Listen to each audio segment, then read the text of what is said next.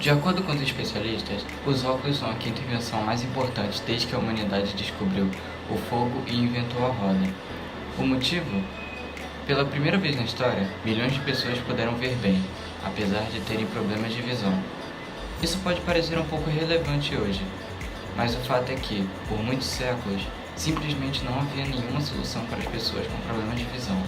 Os óculos ainda não tinham sido inventados. O estudioso e astrônomo árabe Ibn al-Haytham foi o primeiro a sugerir que lentes polidas poderiam ajudar pessoas com deficiência visual. Sua ideia de usar esferas de vidro para ampliação óptica veio a ser colocada em prática muitos anos depois. Seu livro da óptica foi traduzido para o latim em 1240, com uma ótima acolhida em muitas comunidades monásticas. Foi aí que as ideias de Ibn al-Haytham se tornaram realidade. No século XIII, monges italianos criaram uma lente semi-esférica de cristal de rocha de quartzo que, ao ser colocada sobre um texto, ampliava as letras. Essa pedra de leitura foi uma verdadeira bênção na vida de muitos monges que sofriam de presbiopia e melhorou significativamente sua qualidade de vida. No final do século XIII, os cristaleiros realizaram uma grande revolução. Pela primeira vez, produziram duas lentes convexas, colocaram-as em um anel de madeira com um eixo e conectaram-as a um rebite. Eureka! Assim nasce o primeiro par de óculos. Esse par de óculos com rebite não oferecia, contudo, nenhuma forma de apoio na cabeça do usuário. Ainda assim, representava a última palavra em conforto visual. Para corrigir a visão, o usuário só precisava segurar os vidros duplos na frente dos olhos.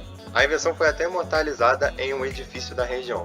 Em 1352, Tommaso de Modena retratou nos afrescos da capela de monastério dominicano de São Nicolau, em Treviso, um clérigo usando um par de óculos de rebite para a leitura. E apesar dos esforços dos vidreiros, não foi possível manter todos os aspectos de fabricação. Uma das invenções chinesas mais importantes e que tiveram mais impacto na história foi a pólvora.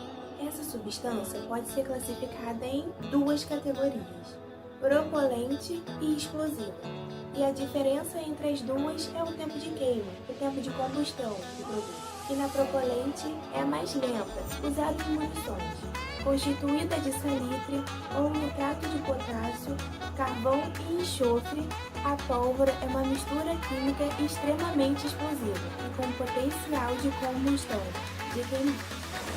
Descoberta de maneira acidental, por volta do século IX, a mistura química da pólvora foi adaptando aos diversos usos. E estes eram muitos, utilizados na caça, na abertura de minas de exploração mineral e uso mais conhecido em armas de fogo. Durante a Idade Média, na dinastia Tang, no século IX, que outros alquimistas adicionando porções precisas de carvão ao salitre e ao enxofre, conseguiram chegar até a pólvora, chamada por eles de Wo-Yao.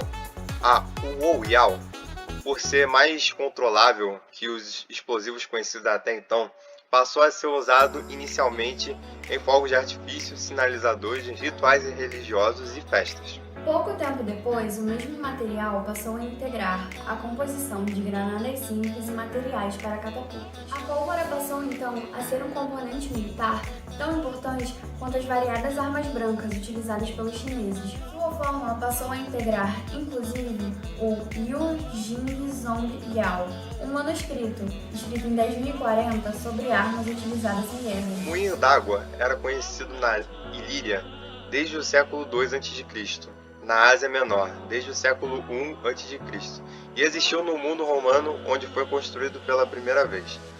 Os romanos substituíram as antigas rodas horizontais pelas rodas verticais, com uma engrenagem que religava o eixo horizontal da roda ao eixo vertical.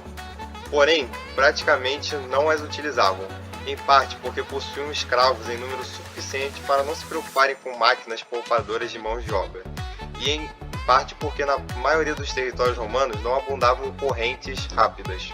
No século IX, o moinho hidráulico já estava difundido no Ocidente, mas seu pleno desenvolvimento encontra-se entre os séculos IX e XIV, onde alguns registros mostram o dobro de construções existentes nos períodos anteriores.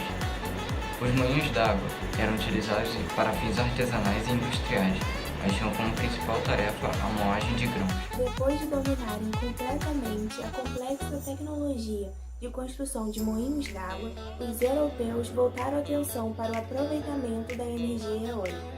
Por volta de 1170, surgiram os primeiros moinhos de vento, com um corpo central rotativo para acompanhar a direção do vento. A partir de então, em terras planas como a Holanda, onde não havia correntes rápidas, os moinhos de vento se proliferaram. No início do século XII, eram feitos de madeira e ao final do século passaram a ser feitos de ferro e sim o corpo rotativo.